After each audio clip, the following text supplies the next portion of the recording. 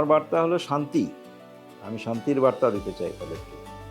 দেখেন পৃথিবীতে আমেরিকা যদি বলি আমরা পৃথিবীর সবচেয়ে শক্তিধর দেশ, সবচেয়ে ধনী দেশ।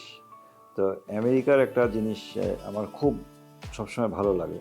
সেটা হচ্ছে তারা বলে যে ডাইভার্সিটি ইজ দেয়ার স্ট্রেংথ। মানে হচ্ছে বৈষম্য হলো তাদের শক্তি। বৈষম্য বলতে আলাদা আলাদা আলাদা মানুষ, যে ধরেন বিভিন্ন ধর্মের, বিভিন্ন বর্ণের, এই যে মানুষগুলোকে নিয়ে যে আমেরিকা গঠন হয়েছে, এটাকে বলে তারা শক্তি। সো আমরা যদি এখানে মাইনরিটি বা সনাতনী ধর্মাবলম্বীদের কথা বলি, আমি মনে করি আমাদেরকে এইভাবে চিন্তা করার দরকার আছে যে তারা আমাদের স্ট্রেংথ।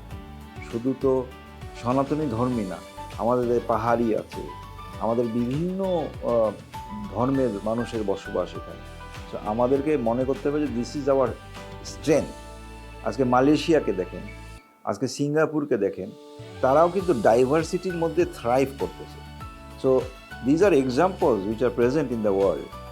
আমাদেরকে ওইভাবে চিন্তা করতে হবে, আমাদেরকে মানে ন্যারোভাবে চিন্তার থেকে বের হয়ে আসতে হবে। Then we can exploit this diversity of ours in religion or in caste or in whatever way.